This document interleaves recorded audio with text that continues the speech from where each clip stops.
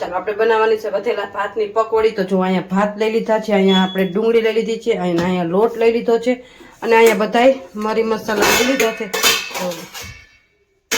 અહીંયા બધા મરી મસાલા લઈ લીધા છે. તો ચાલો તમને કેવી રીતે પકોડી બનાવો ને એ થોડી પ્રોસેસ બતાવું. ચાલો આપણે ડુંગળી લઈ લીધી છે, ડુંગળીના નાના નાના પીસ કરી નાખશું. ચાલો થોડીક પીસાઈ ગઈ છે ને હવે એમાં આપણે છે ને આ મરચું એડ કરશું કટ કરીને.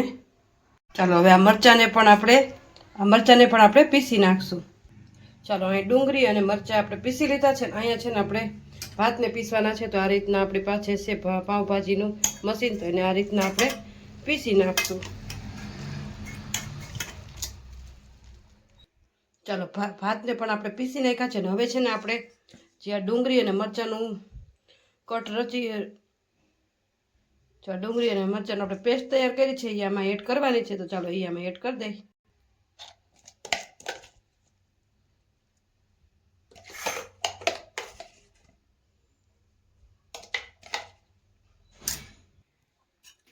ચાલો ડુંગળી અને મરચાંનું કટ નાખી દીધું છે અંદર અને હવે આપણે છે ને મસાલા એડ કરશું. તો એમાં નાખી દઈશું હળદર, તીખા પ્રમાણે લાલ મરચું પાવડર, સ્વાદ અનુસાર લાલ મરચું પાવડર નાખી દઈશું અને આમાં નાખી દઈશું નમક. ભાતમાં મીઠું હોય એટલે આપણે ઓછું એડ કરવાનું છે, પછી ટેસ્ટ પ્રમાણે નાખવાનું છે. પછી આમાં નાખી દઈશું બેસનનો લોટ. બેસન એટલે કે ચણાનો લોટ. ચાલો આમાં એડ કરશું ચણાનો લોટ અને આ બધું પાણી નાખીને અને મિક્સ કરી નાખશું. ચાલો એમાં નાખશું આપણે બેકિંગ સોડા. જો અહીંયા સોડા લીધા છે એ સોડા થોડાક આટલા એડ કરી દેવાના છે. પછી આને છે ને મિક્સ કરી દેવાનું. જો આ રીતે બેટર રેડી થઈ ગયું છે આપણું મસ્ત. ચાલો અહીંયા આપણે કઢાઈ લઈ લીધી છે ને એમાં આપણે તેલ એડ કરશું. ચાલો આપણે તેલને છે ને અહીંયા ગરમ થવા મૂકી દઈશું. ચાલો અહીંયા આપણે તેલ ગરમ થઈ ગયું છે ને અહીંયા જો આપણું બેટર રેડી છે. તો આ રીતના છે ને ચમચી ભરીને આ રીતના આપણે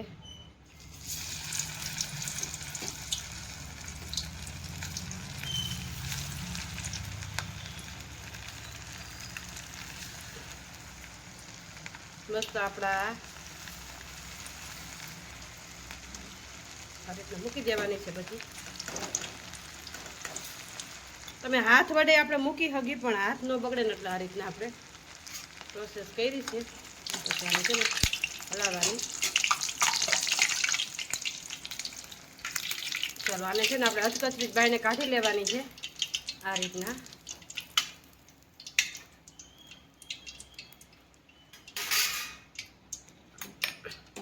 ચાલો હાથે પણ આપણે મૂકશું. પકોડિયા અને કહેવાય પકોડિયા. મસ્ત આપણી જો અહીંયા પકોડી તૈયાર થઈ ગઈ છે. આ રીતના આપણે હાથ વડે પણ મૂકી શકાય. કોઈને હાથ વડે ન ફાવતું હોય તો ચમચી વડે.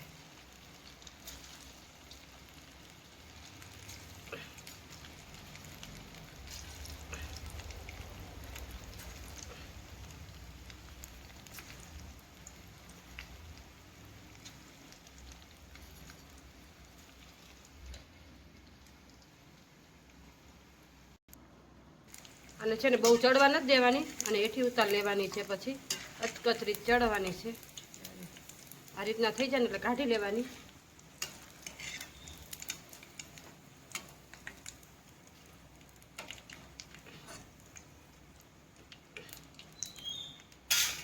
ગેસની ફ્લેમ ધીમી કરશું અને જો આ પકોડી છે ને એને આ રીતના છે ને દબવી દેવાની છે. આ રીતના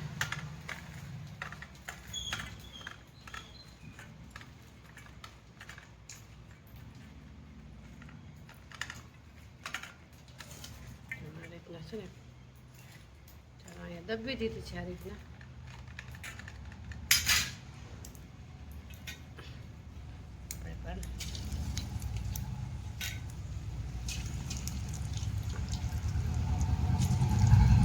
ચાલો જો આપણે આ પીસીસ દબેલા છે ને પીસીસને એક એક કરીને આમાં એડ કરવાના.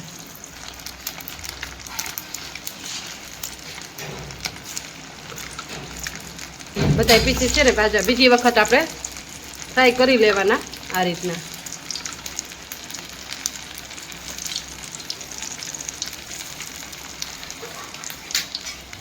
જ્યાં સુધી કડક ન થઈ જાય ને ત્યાં સુધી ફ્રાય કરવાના છે.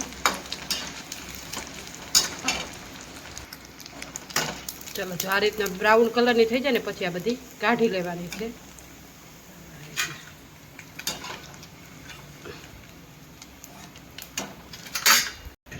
ચાલો તો રેડી છે આપણી ગરમા ગરમ પકોડી. જુઓ એ મસ્ત પકોડી બની ગઈ છે આપણી.